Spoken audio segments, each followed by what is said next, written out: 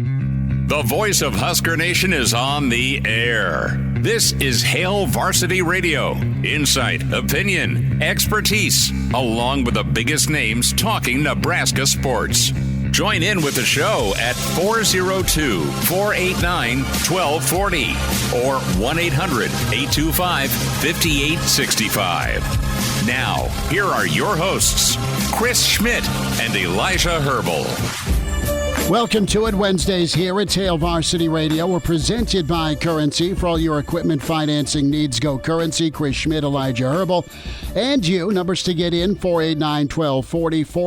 489-1240 is what you dial up. Can email the show, Chris at hailvarsity.com. And always find the show, stream us, the Hail Varsity YouTube channel or the Hail Varsity Radio Twitter feed at HVarsity Radio. You can also check out KFOR Facebook and Twitter. Mike Babcock going to join us in about 15 minutes, get his thoughts on so far, so good for Nebraska football camp. Thoughts there. We'll do a Jock Doc a little bit later. Evan Bland also checks in as we'll talk some more Big Red football and beyond with the potential expansion. A lot of smoke around some remaining teams with the Pac-12. What makes sense? Who do you want? Who do you not want? We'll get there with Evan Bland in the 5 o'clock hour. So a lot to get to, and the other shoe dropped. Let's start off with Myles Farmer. That news coming out a little bit earlier today. Farmer entering his name into the transfer portal. You have Farmer, a grad transfer, going to be eligible to play at a new program immediately. Spent the last 4 years at Nebraska. Also this spring, 73 tackles a season ago, 11 starts, and was number 2 on the team. You had a suspension, not specific to any one thing per Matt Rule, but now you have some clarity and direction moving forward, Elijah. We laid out some names to think about to step in and fill in for Myles Farmer. In the short term, it's going to turn into a long-term proposition. The good news for Nebraska is you have bodies, you have options. The bad news is you don't have a body type that has the experience that Myles Farmer brought to Nebraska's secondary. But this is the one position group you can argue that is deep enough and possibly talented enough to absorb a loss. Never a good thing. You wish Myles Farmer the best. Maybe he ends up reuniting with Coach Fish at Syracuse. We'll see. And it's got to be just a weird situation in general. It's tough for Nebraska because you're losing a guy you probably had penciled in. Maybe you had penciled in, or maybe you anticipated this based on having to make the decision anyway to suspend the guy who's been in the program for 4 years. If you're another program, yeah, what's your secondary look like? And, son, how quick can you get up to speed and help us out at safety? Nebraska, I think, can weather this, but it's just not ideal to lose a guy with as many starts. And quite frankly, he's been around the football. He's been a problem for offenses when it comes to causing turnovers. He's not Terrell Farley when it comes to just a turnover machine. He's not Baron Miles, but he's pretty good for what Nebraska's had recently. Yeah, and I don't think you'd put him in that upper pantheon of Nebraska defensive back members through the years, but he was a solid contributor to that defense. That's evidenced by the 11 starts last year. He would have gotten 12 if it wasn't for the suspension in the Michigan game. Mm-hmm. That's a guy that you usually rely upon in your defense to say you're experienced, you've been here, you've done that. And aside from an injury he suffered at Ryan Field, I believe that was back in 2019, he's been a guy that you've seen on the field every single year for this Husker football team, making plays. And was there room for upward mobility, especially under new staff? Yes.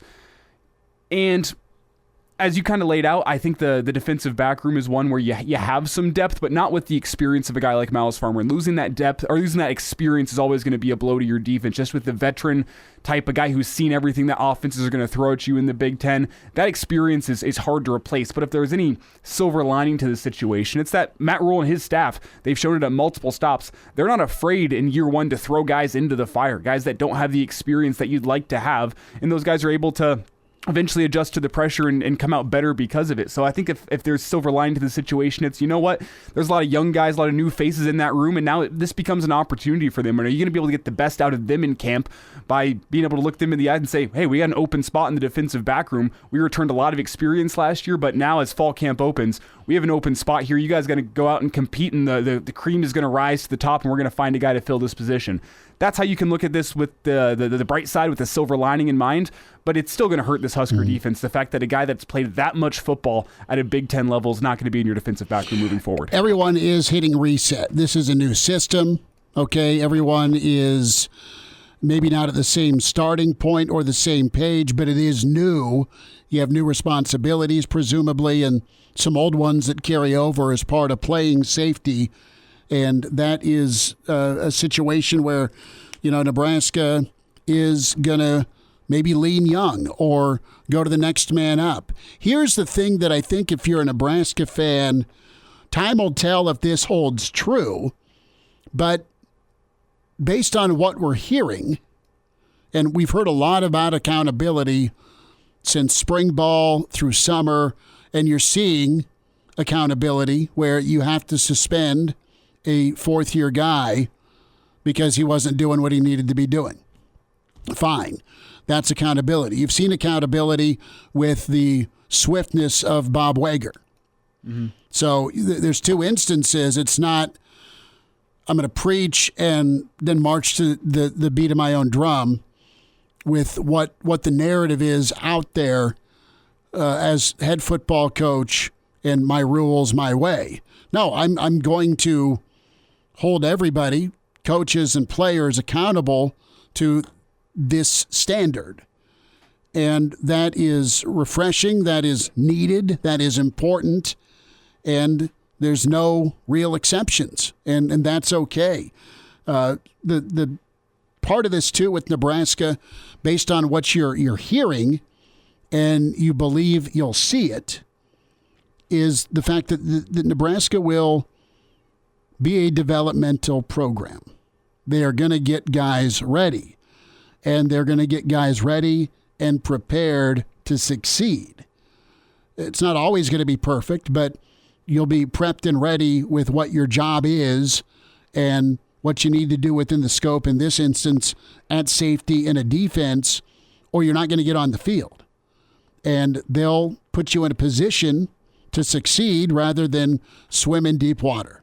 So that's the other part of this, too. Whoever fills in for Myles Farmer moving forward, it could be one guy, could be three guys, could be a rotation. It could be based on matchup. Each one of those guys, be it a Brown, a Morton, a Collier, a Sanford, a Singleton, they'll be ready. Mm-hmm. They'll be coached up, and they'll be confident, and they'll work through some growing pains, and they'll be better football players by game 2, by game 6, by game 8, after that first initial wave against Minnesota, whoever's playing at safety. Yeah, and as you kind of laid out, there's going to be a lot of pressure on whoever that guy is to step up and fill the shoes of Myles Farmer come game 1. But it's not on them necessarily. It's on the coaching staff as the next couple weeks play out to identify that guy and make sure that guy is ready. It's less on the player and more about the coaching staff identifying the right guy and taking the necessary steps to ensure, you know what, even though you haven't been on the field all that much in the Big Ten or at all in the Big Ten, we're going to make sure that you're ready. You have your keys down. You have your assignments down for game 1. We're going to make sure that everything that you need to succeed, we're going to have at your fingertips.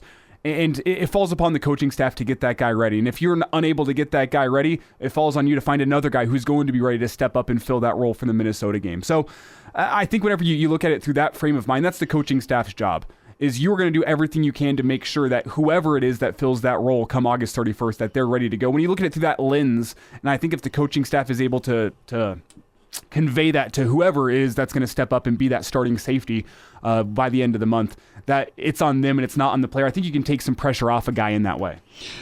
Another story to get into here is Nebraska guard Ahron Ulis, and he's been charged in a gambling investigation while at Iowa. You had Ulis, a late scratch from Nebraska's 3-game exhibition road trip to Spain. Despite making the trip, you had the Cedar Rapids Gazette provided more clarity on why. This story from On3, Iowa's Division of Criminal Investigation charging Ulis with tampering of records. Make that with tampering with records in its sports gambling probe at Iowa and Iowa State. According to a criminal complaint, Ulis allegedly played roughly 1,850 bets, with total wagers eclipsing $34,800. That's approximately about $18 a bet. The junior allegedly placed more than 740 while he was under 21 years old, the legal betting age in Iowa. So you're making bets as a college basketball player, and you're making college bets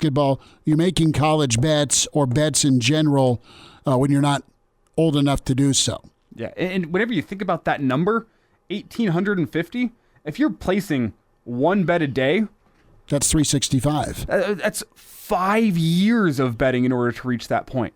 That's habitual gambling, and not to say that should be a character fault against a person, because there is this push. I mean, and we fall victim to on this show. I mean, we have gambling talk on this show. It is something that I think the habitual gambler should be talked about more in this country, the people that need to get some help in that sense. But you look at, if you're doing one bet a day, which is still a lot of betting, 5 years to the tune of $34,000, that's up there, Schmitty. That's one of those numbers that makes that's eye-opening. No, it's eye-opening, and if you bet $34,000 worth of bets, are you up? Are you down? Are you even? Because we get into the integrity of the game, part of it, and you get into pressures. You get into outside pressures of owing money. In this instance, it's a casino, not the guy at the end of the bar. Hopefully, not our friend Michael Franzese, who'd walk in with an envelope and say, "Well, you just don't got to win by the spread. You don't got to hit every free throw." You know, the NCAA sports gambling guidelines. Any student athlete who bets on sanctioned sports, but not their own school's games, is subject to losing half a year of eligibility. If a player bets on their school, they will potentially face permanent loss of collegiate eligibility in all sports. And you have Coach Hoiberg did address the status after the win over Valencia Wednesday. And we'll get into that just a little bit later in the show, Schmitty. Yeah. But you look at, when we talked about the NCAA guidelines about a month and a half ago on this show, whenever they dropped, you have two different allegations in here that would potentially be grounds for permanent removal from NCAA. Did you bet on yourself? And did you bet on a team at your school, which according to the report, Ulis did. And then you also have, this is direct quote from the NCAA guidelines, for cumulative wagering activities that greatly exceed $800, which I believe $34,000 falls into that. NCAA reinstatement staff are directed to consider whether additional loss of eligibility, including permanent ineligibility, are appropriate. So you have two different counts here that are potentially grounds for permanent removal of eligibility. So as it stands right now, obviously these are just allegations. They aren't confirmed as of right now. But there's been no ruling. There's been no judge with the NCAA robe on saying, here's our information. We find you guilty. Yes. Here's your season. It's ripped. But based on the evidence that we currently see, good. I would venture to say, as of right now, if I was a betting man, maybe I should say too soon a joke. But I would venture to say we're not going to see Ahron Ulis in a Husker uniform. Be pretty tough. I hope we see him in a Nebraska uniform because, listen, there is the ability for everybody to go make and place a wager. You can do it legally now in Nebraska. You can jump on an app in Iowa and get it handled. And you've been educated ahead of time, but I think there needs to be a little bit of grace for 18 to 22-year-olds. And the question becomes, are they going to use this Iowa situation as an example for future athletes? Going to be teachable. Or are they going to say, this is so recent from the guidelines, we're not going to throw down the hammer just yet, so we can, show people that you made these bets without the NCAA guidelines in place. We're going to be lenient because of that. But they're going to make an example. They're going to find a handful of people and hammer them. That's what I think. They're going to go SMU. That's why I don't think we'll ever see Ahron, Ulis, and Husker. Who's with us? We have Chris on the line with a thought on Myles Farmer. All right, Chris, go for it. Thanks for calling. Hey, Schmidt. Hey, guys. So I'll just touch on a couple of things. Well, first, it's been a long time since I've called you, man. So it's good to I don't get to catch your show as often as I used to, but I really love hearing your voice. So glad to be back here. Appreciate you. Hey, so I agree with you on this, the gambling thing, with the sense that they're going to drop the hammer on these guys. They have to set an example. I don't think that there's any way they lob a softball on these guys. They probably, they need to send a message. That's just my opinion. Mm-hmm. This is something they got to keep away and out of the game and out of sports. The other thing on Myles Farmer, just my opinion, it's not like this is Mike Brown, right? We didn't lose, we're losing like somebody who gave us some playing time, some starts. But in reality, like the talent level or the competition level that we've been competing at, it's like saying, that you got this first and the third heat at a track meet. Like, I'm not saying he's not a good player, but it's like I feel better about this. Again, setting an example. These are the expectations. Mm-hmm. You missed the expectations. Now it's time for you to move on. It's just my opinion. No, very fair take, Chris. Appreciate the phone call and the insight. Yeah, they could have somebody that may have taken Myles Farmer's job eventually or in camp anyway. So there's that, but the principle is the principle. You've got standards to meet. If you don't meet them, starter or not, you're not here. Mike Babcock joins us next. Hail Varsity continues, presented by Currency. And now, back to Hail Varsity Radio. Back with you, it's Hail Varsity, presented by Currency. For all your equipment financing needs, go Currency. We say hi to Mike Babcock, historian, author, and Hall of Famer at MD Babs on Twitter is where you're at. Babbers hunkered down for this fall camp as the last couple of days we've had a chance to hear from plenty of coaches and players, the offense tomorrow. And I want to get your take here, first and foremost, on just your observations with the vibe in camp. Sounds pretty upbeat, and Nebraska seems pretty confident, like they know they've got a lot of work to do. That said, I think they're going to put that work in, and we'll see where it shakes out against Minnesota. How are you doing? I'm doing okay, and you're right. There's a lot of it's very upbeat, very much like what we've seen when fall camp begins under new coaches. If we go back, would you agree with that? We're kind of always in this place where there's optimism, and we feel like the team is preparing and accepting the rules and trying to get better. There's a lot of enthusiasm here. That I'll agree with that. I like the things that are being said, but as I think back, I think I've heard things similar to this in previous years, particularly when the new coach steps in. Does it feel different to you? What's being said versus the follow-through potential? Different. Yeah, it probably feels different because I'm older now than sure. than I was then.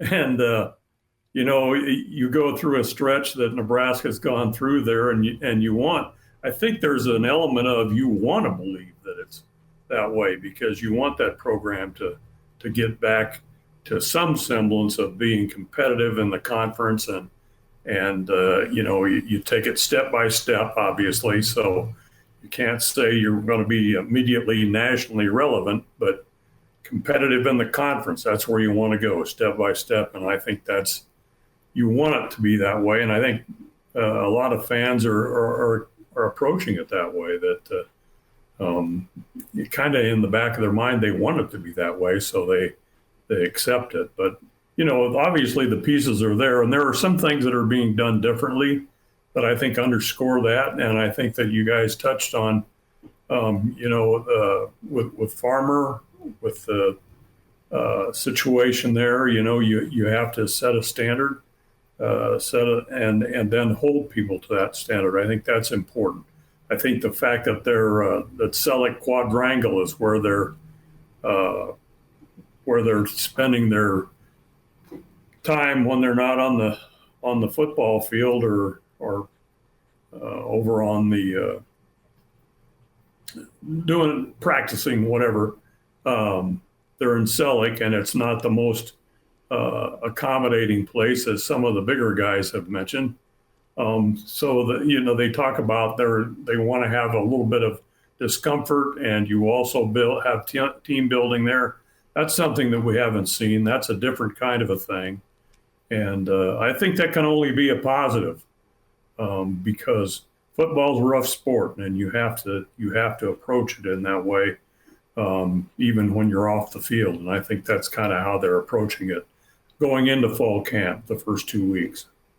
It's Mike Babcock with us here on Hail Varsity Radio as we talk fall camp, the start of fall camp, and we had Tony White and Matt Rule meet with the media earlier this week. And Mike, I want to get your thoughts on the defense with what Coach Tony White had to say yesterday about trying to get this defense to play fast. And we saw this defense last year as they got a little bit more comfortable and Bill Busch took the reins of that defense. We saw them playing faster as the year went on. And I want to get your thoughts as they adjust to a new scheme. You got to expect that the defense is going to have to take charge with this team if they want to get wins early in the season against Minnesota and against Colorado as that offense catches their rhythm. But I want to get your thoughts on what it means to play fast and what it means whenever you hear that from Coach Tony White. Do you think that's possible in year one of a defense? Yeah, I think it's possible. Husker speed is what we're talking about now, right? Yep. That's the term there. And when Tony White showed up for the interview yesterday, he was sweating, and he said he needed to work on his speed and running ability because the coaches are expected to be running up and down the field too during practice in the station. So, I think that's important. One of the things, and I want to put a historical context on this, one of the things that led to the 3 national championships in 4 seasons for Tom Osborne was the decision that he made that, hey, we need more speed on defense, okay? So that you had guys that you had Ed Stewart, who was recruited as a defensive back, and they moved him to linebacker because they wanted that speed. Now, the one thing that you have to look at in a situation is, can you get that speed with the physicality that's required to play in the Big Ten? Because you've got to be physical, and you've got to be able to stop the run on defense, and you've got to be able to run the ball on offense. Can you combine the two? Can you get the speed, and can you get the ability to play physical enough to be successful in the Big Ten? That would be my one question. But I think they've recruited speed. That's an emphasis. Matt Rule early on talked about how they'd even looked at some track and field guys, some track guys, some guys that could run that weren't necessarily highly recruited as football players, but they had speed, and they could bring them in, and they could train them, and they could teach them how to do what it was that needed to be done. So I think it's a priority, and I think it can happen, but you've got to have that physicality to play in the Big Ten as well. Mike, just how difficult a combo is that going to be to recreate in 2023? Well, like we've talked before, I don't know how much immediate success you can expect. It's a step-by-step process, and I look at it as, hey, maybe this may be the season where we learn what's possible. We see it in glimpses of it, and then we look at the second season and the big jump that the team makes because of what's happened with recruiting and what Coach Rule and his staff have established as far as expectations go.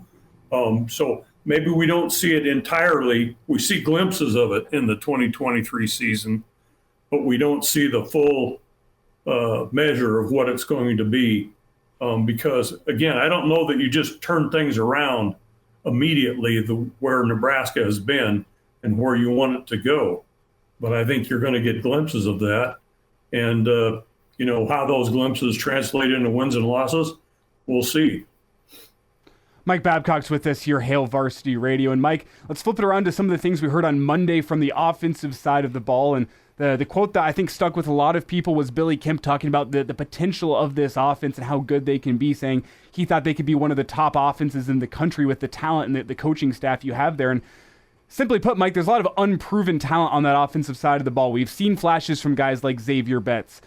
We've seen Billy Kemp at another school have some flashes. Malachi Coleman looks like a guy who could step in and be great. Fedoni, we've heard great things about, but we've never quite seen it on the field because of the injuries. And the offensive line, we've heard about all the things that they can do and how they've gotten better this offseason, but we haven't seen it on the field just yet. And you could say the same about the quarterback position with Jeff Sims. You've seen it at a different school, but you haven't seen it on the field for Nebraska just yet. The running back position, probably the one group on that offense where you have a known commodity. So I want to get your thoughts on Billy Kemp coming in right out in the first day of fall camp and saying, you know what, we think we have the pieces to be one of the top offenses in the country. Do you think it's premature to say that? No, I don't think it's premature. The part I like about it is that Billy Kemp, the fourth, is a new player. He's here, and now he's saying these things already.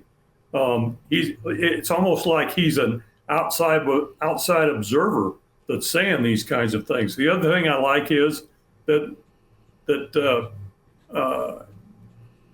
Sims comes in new quarterback, and he's a guy that he's one of the guys that they take to Big Ten media days. You know, how he is immediately fit in and what he has said about the team, what he sees about those players that are around him. So that new guys come in and they say things. You might expect guys that have been here maybe to see some of these things, but guys that haven't been here and they come in and they see it right away, I think that's a positive, and that's where I think Kemp's remarks are a reason for optimism, because he says these things not having been there. He's been here for a brief time, relatively speaking, and he's seen what he thinks is a positive situation.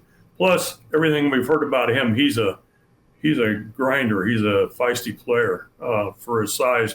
Never mind that. He's a tough guy. Mike, I want to go to the defensive line and thoughts from you on Polar Bear and Ty Robinson, just kind of their reshaping, but also their mentality coming into this season. Yeah, when those guys walked in to do the interviews, it looked like a couple of guys walking together there. They're pretty good size. They're pretty good sized guys.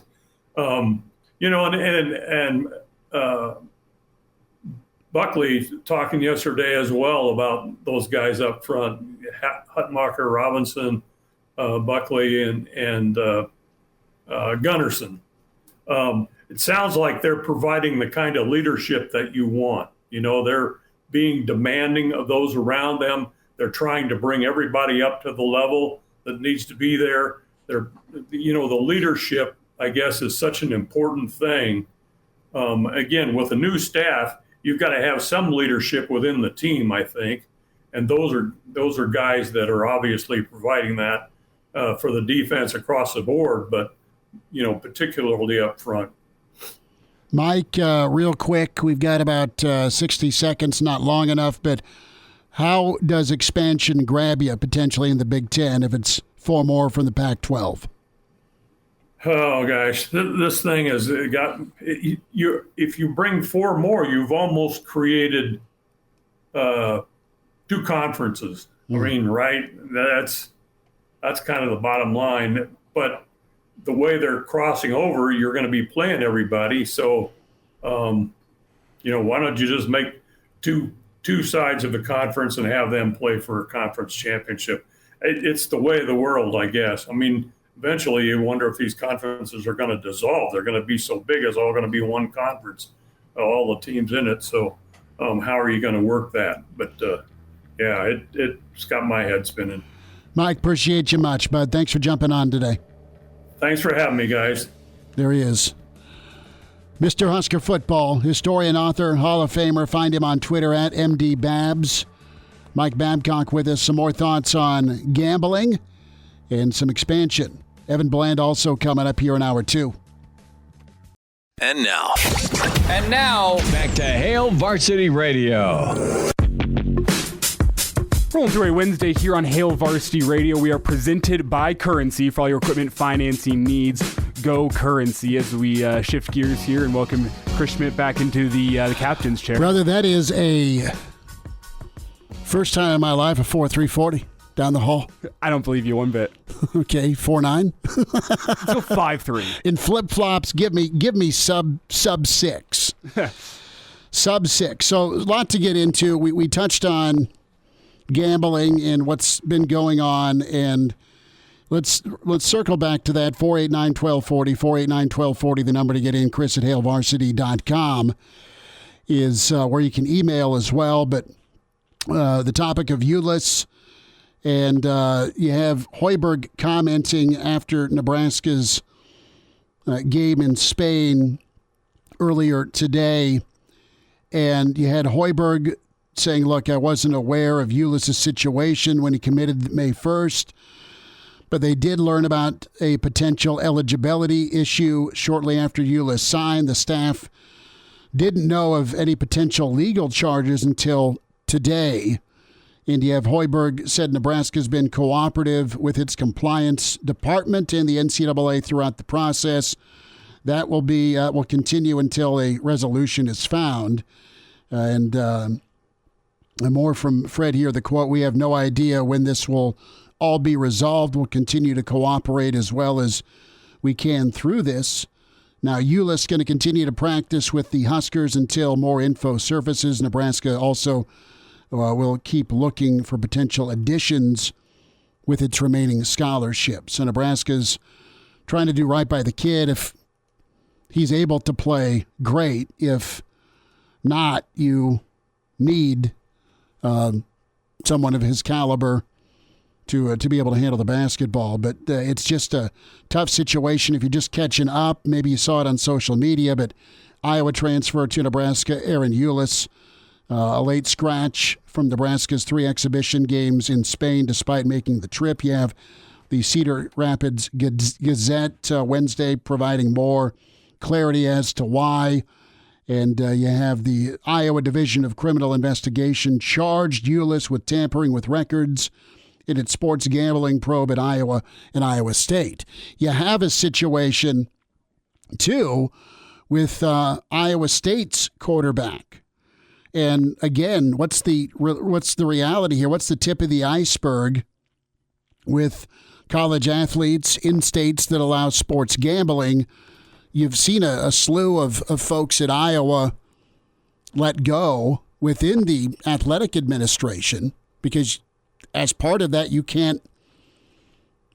not allowed to bet. And you're sure as hell not allowed to bet for or against Iowa. Or in this instance, you have a situation with the Iowa State quarterback where there was evidence of a wager placed with Iowa State v. Oklahoma State back in 2021, I believe. So that's a situation, and you can jump on an app and do gaming. Listen, we like sports gambling. We've not been above taking dollars from an advertising standpoint. We do the Friday forecast every year, every Friday, where there's a line put down and we do a pick 'em. There's no Skittles involved. Elijah and I aren't betting. We do a lot of steak and beer bets, which are fun. Almost never capitalized upon.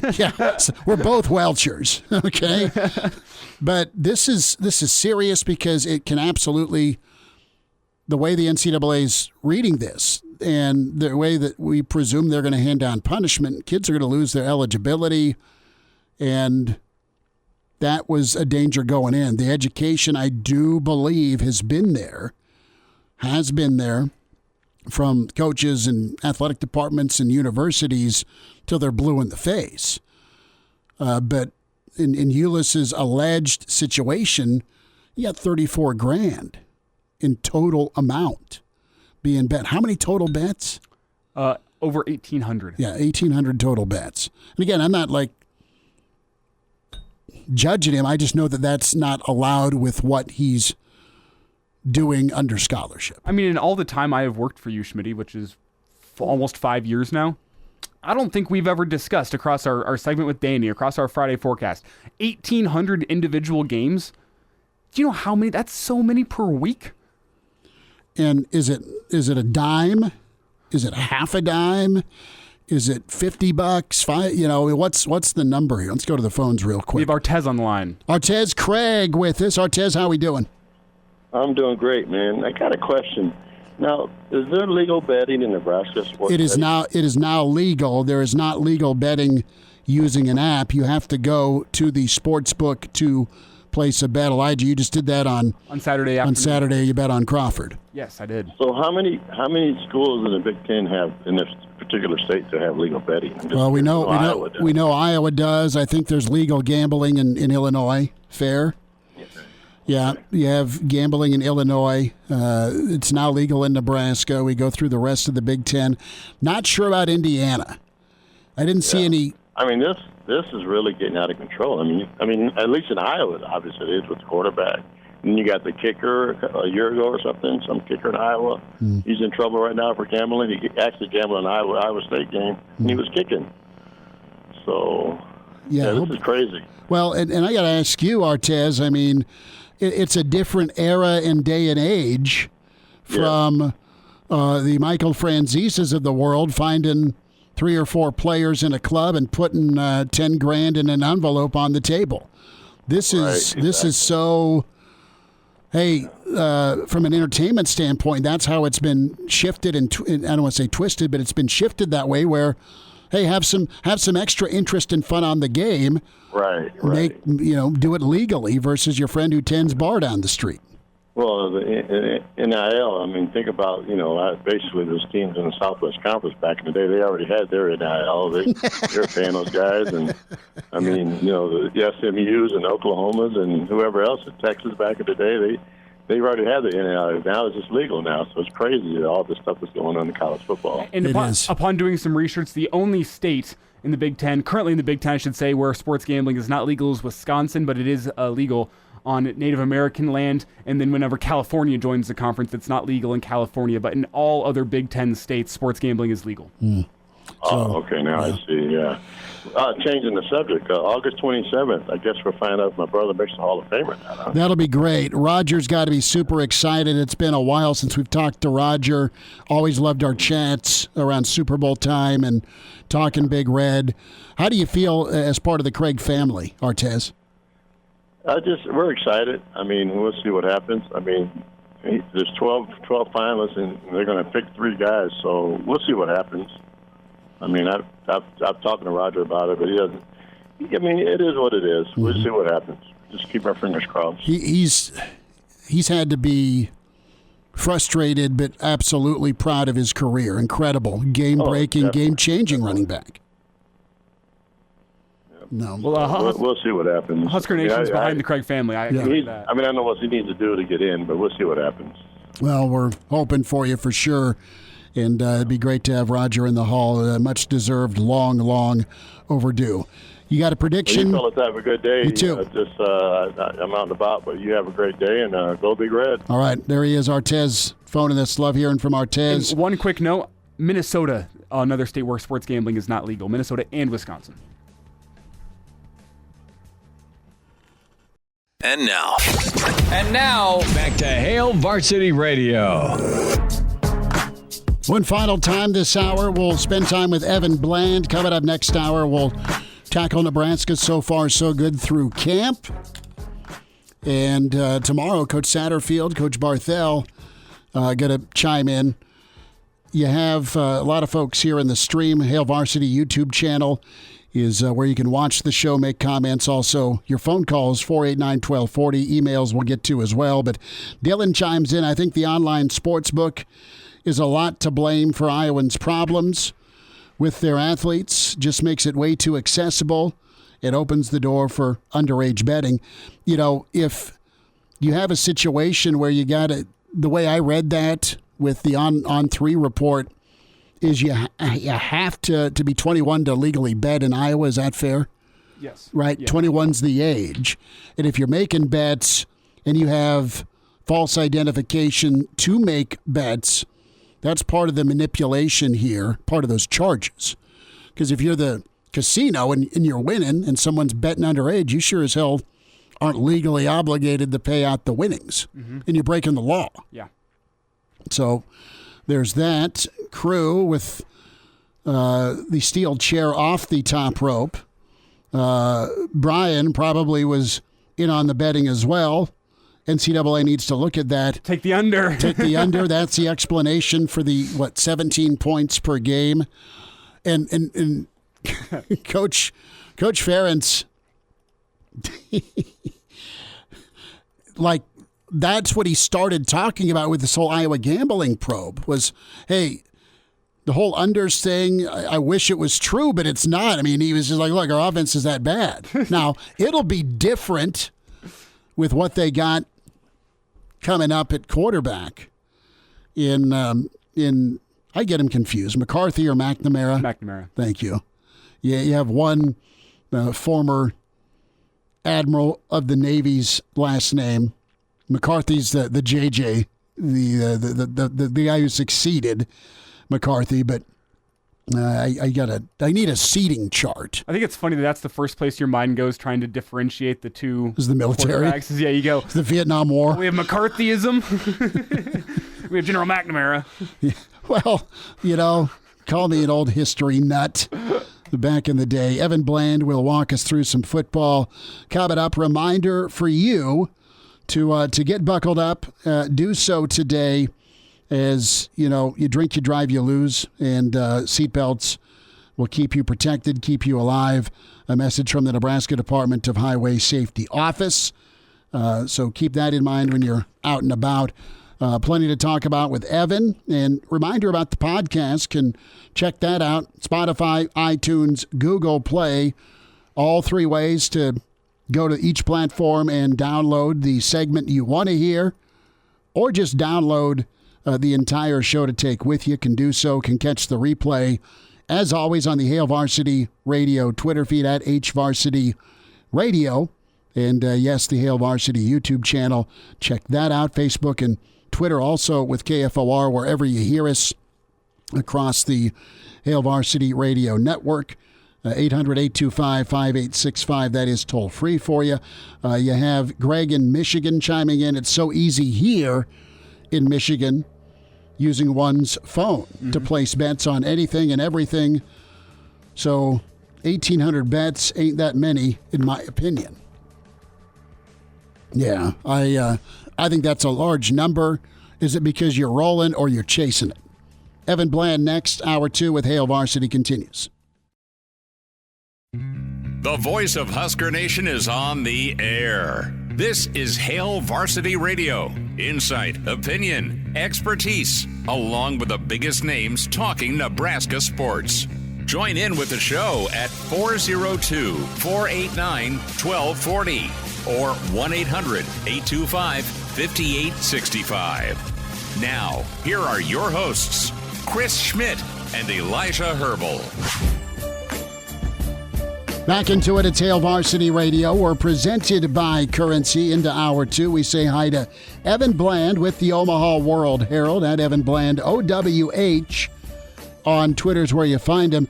Evan, last time we did this, it was, Radio Roadside in Indy. How you doing? How's the week been? Good, yeah. No cameos behind us today. Just a good old-fashioned phoner, but good to be back. It is, and a lot going on. We'll start off with Nebraska camp and the news coming out earlier on safety Myles Farmer entering the transfer portal. Kind of up in the air, obviously, to start camp with Coach Rule Monday laying out Myles Farmer's suspension. And now we have resolution, but not necessarily the resolution you want with a guy that's as experienced in Nebraska's secondary as Myles Farmer. Where do you think Nebraska can turn? Yeah, I mean, obviously not an ideal situation for a guy who has essentially been a starter at safety for the last year and a half. The game that he missed last year at Michigan, I mean, they felt that absence. I mean, they weren't going to win the game anyway, but he's been a key piece of what they've been a part of. I would say that of all the position groups on the team, the secondary is probably one where you feel like you could absorb some attrition in this fashion with Myles Farmer heading into the portal. I mean, you look at what they have back at corner with Malcolm Hartzog and Quentin Newsome, Tommy Hill's back there, Marquise Buford when he gets up to speed from his knee injuries back. And then you have a whole bunch of guys who you kind of look at and could envision in bigger roles, whether that's Omar Brown or Javier Morton, Corey Collier. You can kind of go down the line. Phelan Stanford is somebody who's played well back there too. So, not something that you'd like to see, but something where I think Nebraska can fill in behind him. And, this was something to Nebraska's credit that they were very transparent about. Matt Rule on Monday pretty much laid out there that there was no big single thing that Myles Farmer did wrong. It was just somebody who wasn't meeting the standards set by this staff. And he, as he said, the ball was in Farmer's court. He elected to go into the portal. And so I think it's maybe one of those situations where the standard was clear, and Myles Farmer didn't want to meet it, so you wish him good luck at his next stop. But I think you also tip your hat to Nebraska in sort of defining the situation and setting up to where nobody was maybe confused or deceived, but it was just what it was, and he chose to go another way. It's Evan Bland with us here from the Omaha World Herald, Hail Varsity Radio. And Evan, whenever you look at Myles Farmer, two-time Tom Osborne citizenship team, he was a guy that, as you kind of laid out, played some good football for Nebraska. Now he's into the transfer portal, and I'm sure he's going to be a guy that a lot of schools around the country could be interested in with how much Big Ten football he has played. And it's rare to see a guy enter the transfer portal this late in the process as many teams around the country begin fall camp. Do you see him finding a landing spot before the season gets underway and finding a spot where he could be immediately eligible, or do you think this is going to be a situation where teams like what they have right now and they'll wait and see maybe for after the season to find a landing spot for Myles Farmer? It's not something that we see all that often, and I don't expect you to have the answer off the top of your head, but what do you think we could be seeing here? Yeah, you're right. There's so many different situations out there, so many different schools. Certainly you would think that there's somebody who could use an experienced Big Ten starter to come in and, if nothing else, sort of just kind of play off the cuff a little bit, because you're not going to be up to speed with the schemes or even who your teammates' names are at this point. I think the most obvious place that you'd probably check in with first if you're Myles Farmer is Travis Fisher, your former Nebraska DB's coach out at Syracuse now.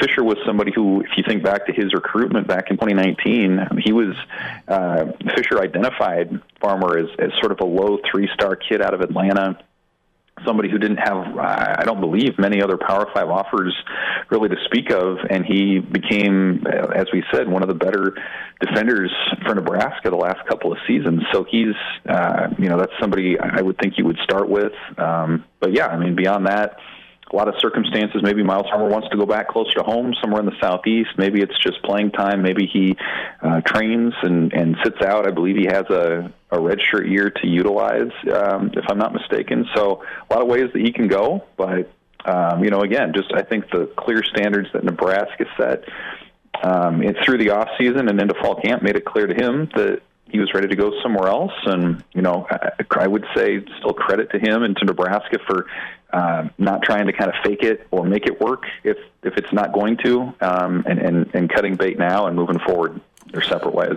Evan Bland with us, Hail Varsity Radio. Evan, want to get into your impressions of Coach White, his presser yesterday, and then a number of defensive players the last 2 days stepped up and talked a little bit about their offseason and the early part of camp. What's your feel on youth movement? You've got a handful of seniors, guys that have been in this program for a while, or maybe they're not seniors, but they've been a part of Nebraska. You've also got some talented young guys, and I'm interested to gauge your thoughts on just how soon or how comfortable Nebraska may be in going with some of those young guys in big moments, in big situations. Yeah, it's an interesting blend because, and we heard it this week from some of the guys where they're saying, you look at the veterans on the defense, the Nick Henriches, the Luke Reimers, and the Ty Robinsons, the Quentin Newsomes, like some of those guys have been some of the loudest, supporters or encouragers, I guess, leaders in the early stages of fall camp. And that's not always the case, right? It's no guarantee that a holdover player with a new staff is going to buy in or be interested or whatever. And it seems like that has been the case, I thought what Tony White said on Tuesday about how many players they want to play on defense was interesting. He didn't want to put a number on it. And you look at Nebraska the last few years, it's been, 12, 13, 14 guys. I mean, they essentially stuck with the same players in the secondary unless an injury cropped up. Same thing for the most part at linebacker. And so their message has been, if you're able to go, then we're going to get you out there and get you a chance. And so that's part of the reason why this month is so fascinating, is that you do have sort of those handful of guys who you're pretty confident are going to play major roles, but then you also have sort of a handful of potential starters and then key rotation players that you don't really know how that's going to turn out. I mean, we heard from Raekwon Buckley at defensive line. That was a name that really hasn't come up a lot in the last year. And he's up there talking with reporters and about how his body has changed and how he could be, a quality depth piece for this line that's going to need some new bodies moving on from last season. So, that's somebody. Blaise Gunnarson's working at defensive end. He's been around, but he hasn't maybe been on the field because of injury or whatnot as much as he would like. And then you think about the spring with Cam Lenhart. I mean, that's probably the name that's come up the most, the true freshman defensive lineman, for what he's done as a pass rusher. Prince Williams, same sort of deal, really high ceiling, but you just wonder as freshmen how much they're going to be able to stay out there and endure the wear and tear of the Big Ten. So I think that's really, especially along the defensive line, is where I'm going to be interested to see what kind of opportunities they give guys. Because, again, beyond Ty Robinson, it's a group of guys who are transfers or, junior college additions, freshmen. How they sort of parse that out in this next month will be fascinating. And then beyond that, who maybe can gain some traction during the season, because I wonder, if you can get it right heading into the first game, and I'll be curious to see whether their lineup at Minnesota is the same a month after that, or if some other guys eventually emerge as the season goes on. Evan, you kind of laid it out there for us just briefly, especially along the defensive line, but take me through some guys that you think could be candidates to burn a red shirt this year, guys that may hit that 4-game limit on the defensive side of the ball specifically, and guys that we might be talking about here in a couple months in terms of, are they going to get that 4th game, or are they going to keep their red shirt? Name me some of those guys that you think we should be looking out for as the next weeks and months progress. Well, yeah, I mentioned the 2 freshmen, Prince Williams and Cam Lenhart. I think those are 2 names that you have to look at pretty closely, not just because of their abilities, but also because of how that's a position of need where they just need guys to fill in after the attrition that they had there in the offseason. Eric Fields, his name came up as a rover for the first time on Tuesday. I thought that was interesting. He came in as a linebacker, and so that rover spot sort of is what you would have called a nickel last year, sort of combining that safety and linebacker position. So that got my attention as somebody maybe behind Isaac Gifford who could get some run. Beyond that, it's hard to say. You tend to not rely on linemen, especially as true freshmen. You kind of need some time to build them up. And then you kind of look, generally speaking, at some of the skill spots, right? Like you see every year in college football, you see a running back or receiver break out as freshmen. I don't know that that'll be the case at Nebraska, at running back at least. I think you have some veteran guys there. But I do think at receiver, there's opportunity beyond some of the guys at the top, Marcus Washington, Billy Kemp, and Xavier Betts. Malachi Coleman's name has come up quite a bit. I think Jaden Doss is an interesting prospect who maybe could jump out there right away. And then, if you're talking specialist, I think Tristan Alvano, as a true freshman, could come in as the kicker right away. I mean, we saw him in the open part of practice early this week. He was a smooth operator, man. I mean, he was hitting from 40 and 50 in just some of the few swings that we saw him take. And of course, everyone knows what he did in high school. So, I think that's probably where you start, and then you sort of figure it out, right? Like you have that 4-game redshirt rule to put some guys out there, and maybe in some instances they show you something. And of course, injuries crop up as well. But I think those are the handful that I'd be looking at heading at least into the opener. Evan, going to switch gears and ask you about Big Ten expansion. We dove into it a little bit with Trev last week. Yeah, you have some murmurs out there about Oregon in Washington. 2 more schools have been added to that list. You still have a mess with the Pac-12, and it sounds like you've got the obviously Colorado's bolting for back to the Big 12. You have Arizona and what they're looking at. You would presume Arizona State's involved with that. I don't know how much Utah hates BYU, but if I'm Utah, I'd follow my way out of the Pac-12 into the Big 12. So Stanford and Cal are the 2 schools that we've heard today and read today that could partner with Oregon and Washington. How do those 4 grab you for the Big Ten? I get the Oregon brand. I know Washington's history in the Seattle market. I don't know that Cal or Stanford honestly give a damn about football, but man, they're incredible academic institutions. So do you like those 4, or would you, I don't know, what's your wish list? Give me some schools you'd like to see picked up and added on for the Big Ten. Well, I mean, honestly, I kind of like to see what a season at 16 is like. You know, it seems less and less likely now that we are going to get that 24 season where divisions go away and you have 16 with USC and UCLA.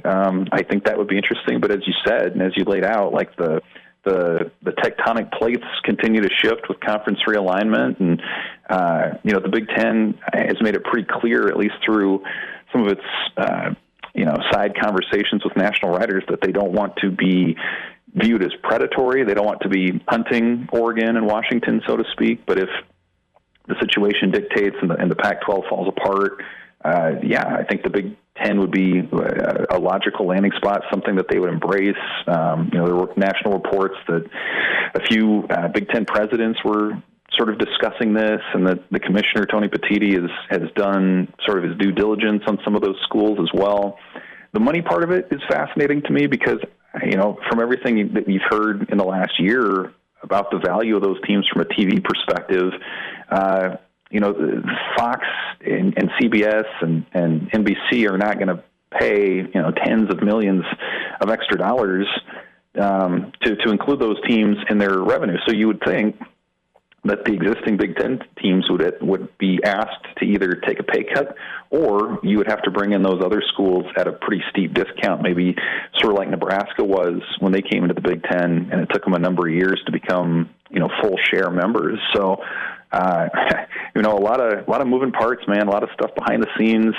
We're less than a month from actual football games, and it feels like, the football is the part that's not talked about until the games start, which is just kind of the state of things as it is. But yeah, I mean, if you think the Big Ten going to 18 or 20 teams in the next year or two, I'd be curious to know what that looks like. I don't think you could keep that as one big blob, right? I think you'd have to have 2 divisions or maybe conferences within a conference if you went to 20. So the Big Ten just spent months and months figuring out how to integrate USC and UCLA into their scheduling.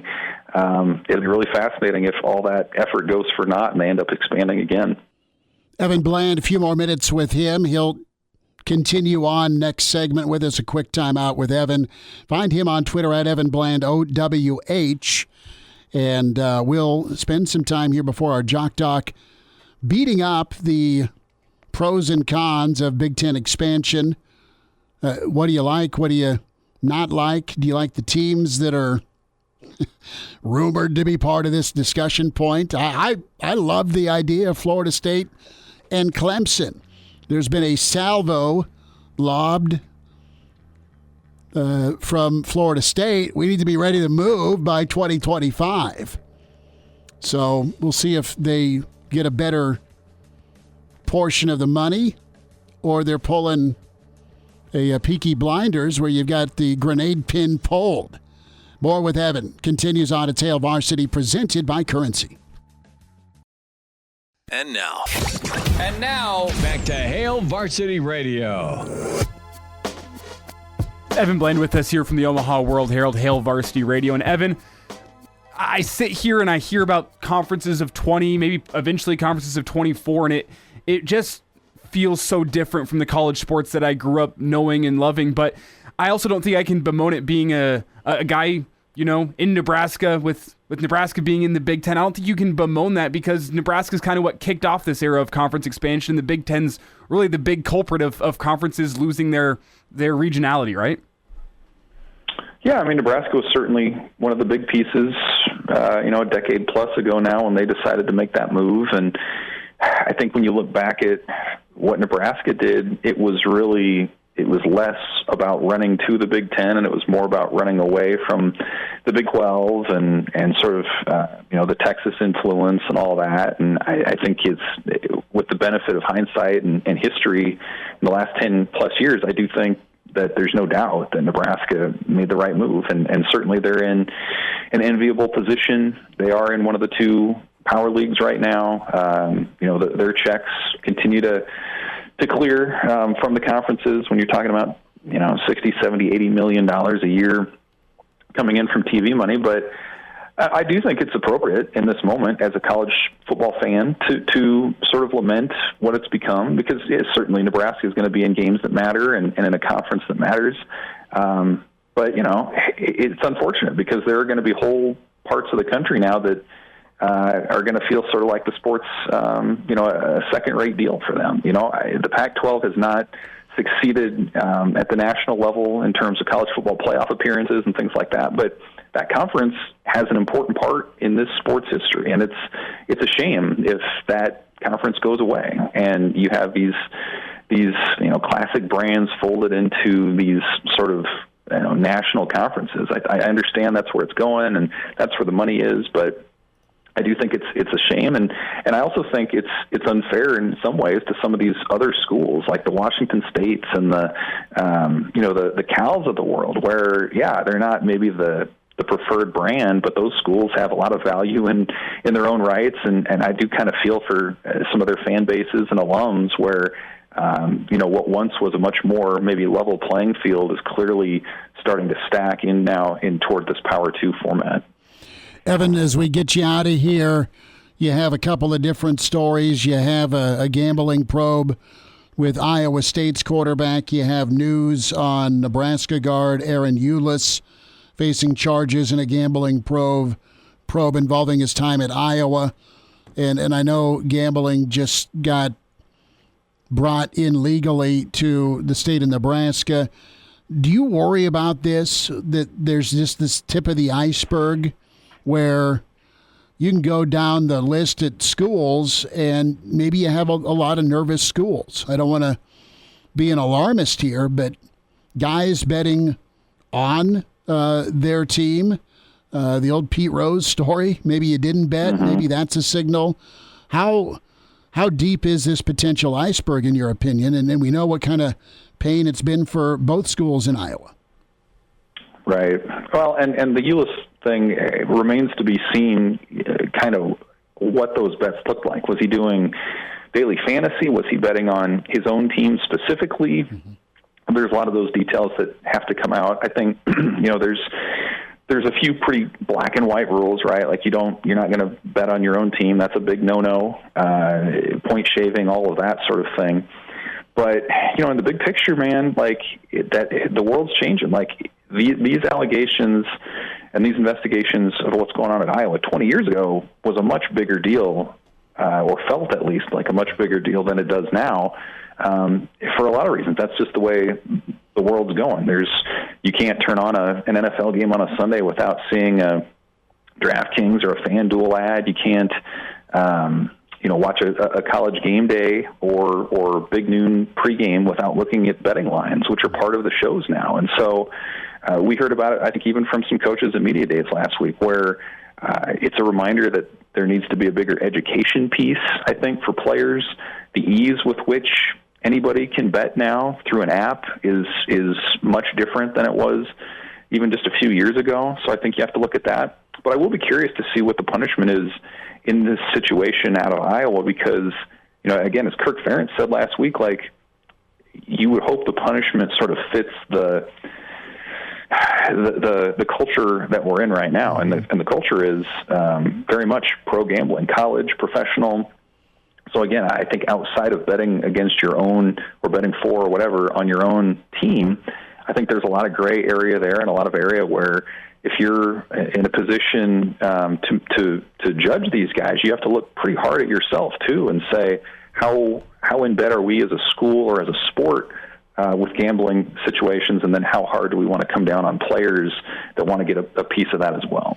Yeah, you can't take the gambling advertising dollars and then turn around and hammer a kid for betting. For falling victim to the gambling advertising. Sure, right. I mean, you got to be responsible. I think a suspension's probably in order, but don't absolutely take the game away from them. Give them a pretty stern, stiff warning, maybe a game, maybe two, and don't do it again, son. Right? I mean, that would be my hope.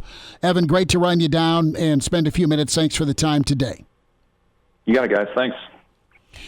Good to spend time with Evan Bland, and what we prescribed to happen, a stern punishment versus reality. If things are followed up on and proven, you got a lot of guys that are going to lose some eligibility.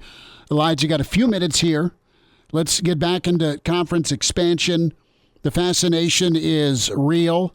Things got kicked off with expansion because 13 years ago, Missouri wanted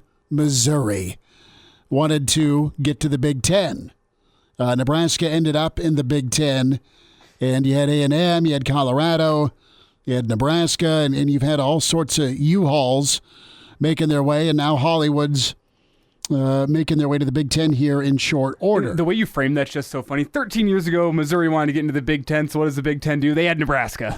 Well, that's what happened. Sorry, Missouri. That is the history lesson with it. And, okay, the Pac-12 is a nightmare. The Pac-12 is going to get raided.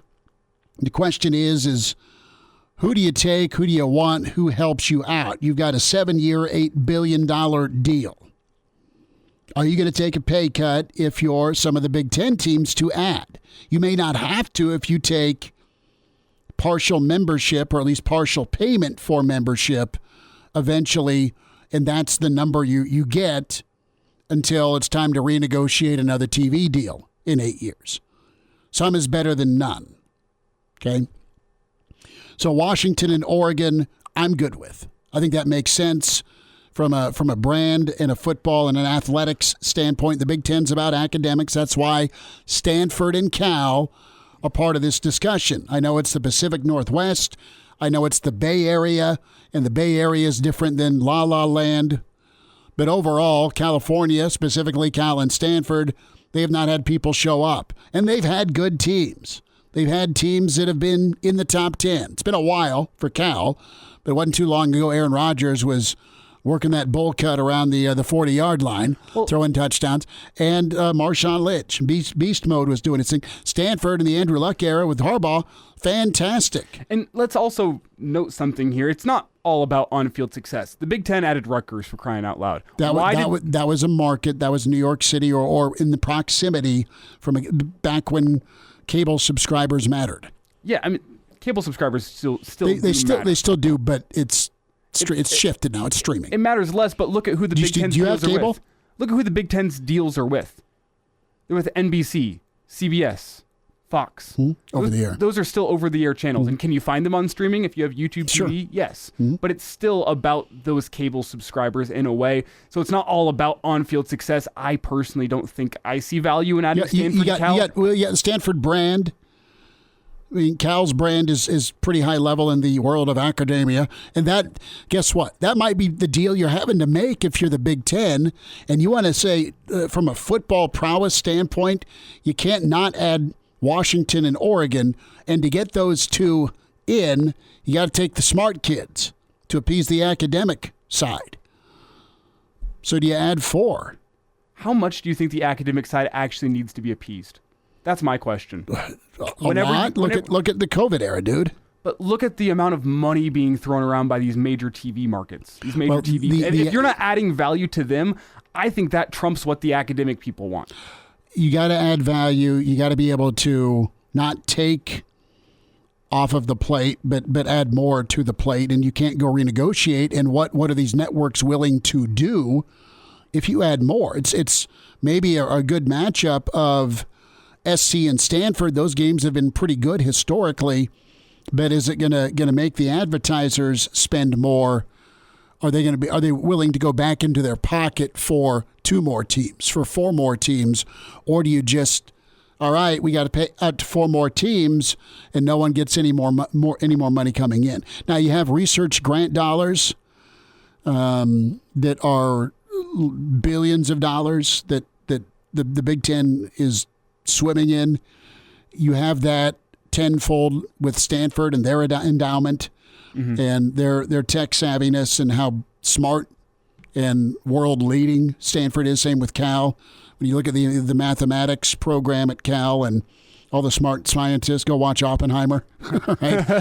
Somebody that's wrote about 7 books and has an alphabet after their name probably attended Berkeley at some point. But from a football standpoint, I think it's an obvious no-brainer to go get go expand into the Southeast footprint. Do you stop? Do you take the 4 leftovers, Cal, Stanford, Washington, Oregon, and then do you go get 2 more? Do you go get North Carolina? Do you go get Florida State? Do you go get Duke? Do you go get Clemson? And the question there, I think, is how much of a roadblock is that current ACC media deal? How much of a roadblock is that going to be? I mean, they're going to get the hell suit out of them if they leave, because their media rights grant is pretty extended, isn't it, to 2035? Yeah. And that's the argument for Stanford and Cal. I think if you're just talking football dollars and cents, what you can bring to a football conference and an athletic conference as a whole, you go ACC. But I think the big question that remains with the ACC is how big of a roadblock is that current TV media rights deal, and how much of a hassle is it going to be to get those teams out of the conference? Because I think in an ideal world, is the university paying for it? Is the league going to help pay the exit fees? That's what I'm saying. Yeah. So who knows? We'll talk football and ankle injuries. A Jock Doc's on the way. Good to have you on a Wednesday. It's Hail Varsity, and we're presented by Currency.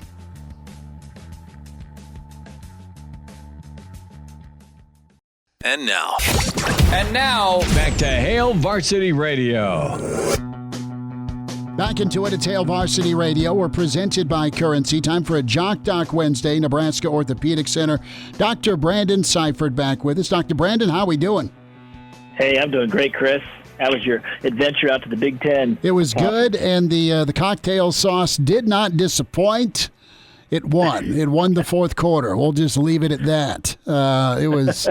It was good at the time, Dr. Brandon. Cincinnati is trying to kind of keep this heater going. We were all horrified about Joe Burrow, and it was just a calf issue, so that's the good news. But since he's pretty thin at running back, Trayveon Williams, one of the guys fighting for that top backup spot, had to be carted off Tuesday with a right ankle injury. You got Joe Mixon, of course, and Pirine is gone. But, ankle injuries are so devastating. We don't have clarity if it's a break or what the situation is. But, man, it had to be pretty serious for the medical cart to come out. Yeah, absolutely. Definitely looked pretty significant there on the front end. It sounded like just the deformity that had kind of developed as he had the injury was pretty significant. I saw today there's a little bit of an update here, and it sounds like it's, more positive than what we initially had thought. But, as you see an injury like that and start thinking about, okay, what are some possibilities here with this type of injury? I'll kind of run down the list of those things. So, common to have obviously an ankle sprain occur, but as you kind of go to that next level, so as we think about any type of twisting injury to the ankle, there's various ways that can happen, whether it's the simple way rolling to the outside, stepping on another player's foot, ankle rolls to the outside. That's the most common thing that happens.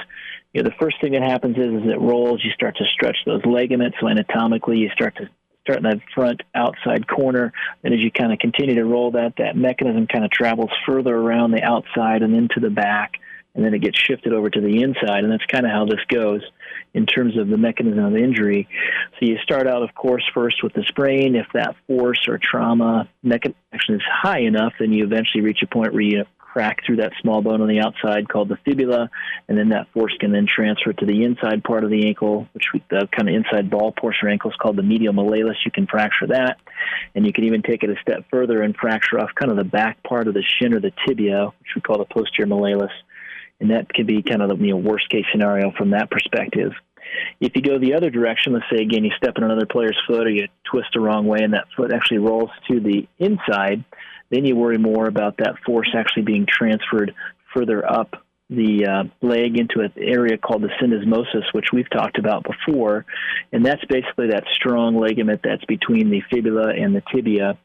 And as you kind of transfer that force kind of rolling to the inside, the foot tends to kind of externally rotate or move, the toes move to the outside, and then that force transfers through there, and you can actually tear part of that. And that's kind of a whole other kind of category and treatment and a longer road to go, and that's kind of on that high ankle sprain kind of pathway.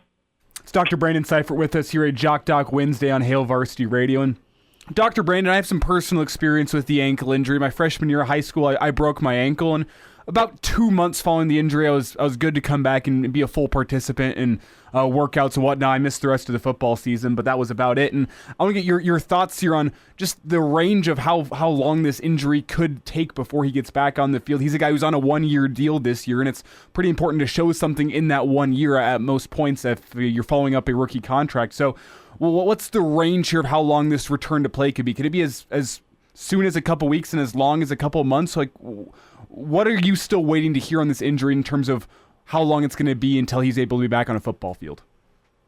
Yeah, great question from that perspective. It really is.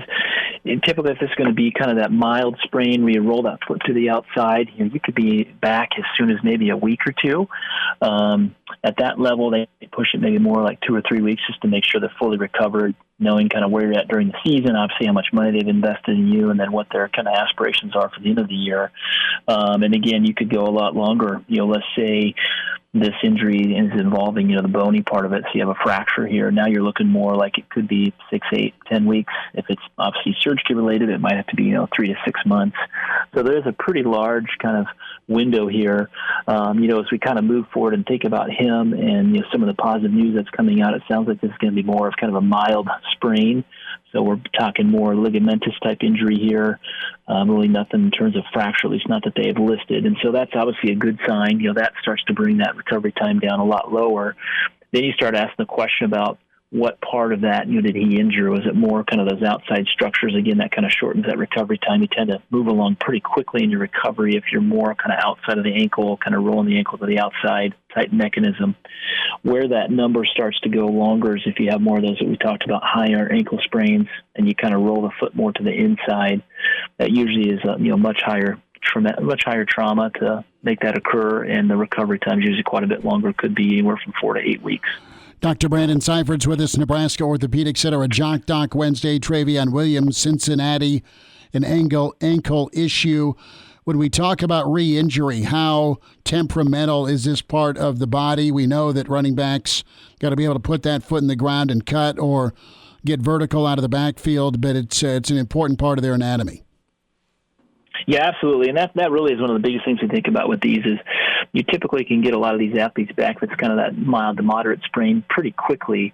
Then the question always becomes, what's your kind of re-injury risk? How easy is it to retweak it? Again, it's kind of position dependent, but we do see that re-injury risk, kind of tweak risk go up quite a bit more with those folks that are doing a lot more kind of thing, have to stop, change directions. And so for him, it'll be pretty easy when he goes back those first couple of weeks to kind of have those events where you kind of retweak it. Again, if he's fortunate here, and this is more just purely a ligamentous type injury and doesn't really have any big kind of deep bone bruises, so kind of a cartilage bruise, if he doesn't have any of those, that re-injury risk tends to go down. And also just the discomfort from it goes down a lot if you're not kind of dealing with a cartilage bruise on top of it. Dr. Brandon, at what point do you start worrying about this becoming chronic ankle injuries? What kind of re-injury rate does that need to be where you define this as chronic? Yeah, so in those folks, if you have that really, well, one of the things you always worry about is some of these athletes, if they have a lot of, hypermobility, kind of joint laxity already superimposed on top of it. So if you take those folks and they transition to having a pretty high grade sprain, then I worry more about those folks are going to kind of end up in that chronic kind of instability category. But if you take somebody who's, not super hypermobile and they have kind of that one sprain, if you rehab them really well, then the odds are, and it's kind of on the mild to moderate sprain side, they're not going to develop kind of that recurrent instability pathway. But if you take somebody where you start to really have that really high degree of a sprain where you do have a significant ligamentous injury that involves more than kind of one of those ligamentous structures that kind of travels around the backside, and then also you add into, maybe they've had that kind of cartilage bruise, it takes a lot of force to do that. And then you worry about, what kind of elasticity is going to be left, how much will this tighten back up, and then those folks tend to start to end up on that chronic instability side. Fortunately, though, that number is usually pretty low, in terms of somebody who needs some type of surgical stabilization to address kind of that chronic ankle instability. Dr. Brandon Seifert with us, Nebraska Orthopedic Center at Jock Doc Wednesday. Dr. Brandon, thanks for a few minutes today. You bet, fellas. Take care. Good to spend time with Dr. Brandon. Hail Varsity Radio rolls forward. Got this info as we're part of the stream here, Hail Varsity YouTube channel. As Skurs Talk says, just go for 24 teams, a 24-team conference, add 4 from the Pac-12, 4 from the ACC, bring on Oregon, Florida State, Miami, Clemson, Washington, and whoever else makes sense as the final 3. And now, back to Hail Varsity Radio. One final time, pretty good tweet here from Stuart Mandel from The Athletic. The issue for the Big Ten, those West Coast schools, the issue is how do you pay for them, right? Fox, CBS, NBC not going to pony up another $70 million per school. And I'm sorry, but I'm not paying $70 million. I'm probably not paying $35 million. I'm not paying $20 for Stanford or Cal. Sorry, not going to do it. ESPN and Apple, they're lowballing these current schools in the Pac-12 because it's just not a sexy market league anymore. You don't have SC. You don't have UCLA. You don't have that dude on the horse that saying peace after every touchdown or first down. Travel expenses are brutal. Now, the Big Ten could get them at a discount. You'd be getting Brands, Oregon, Uncle Phil, a top 10 program coming in right now at Washington with one of the up-and-coming young, bright offensive minds in Kalen DeBoer. I don't need to be sold or have my arm twisted or buy me a drink for Washington and Oregon. You better chip off some of that tech money or endowment if I'm entertaining Stanford.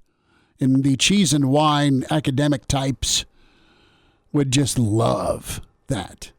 Northwestern would have a dancing partner. And pretty soon you're going to have enough teams in your conference, theoretically, that who the hell's Notre Dame going to play?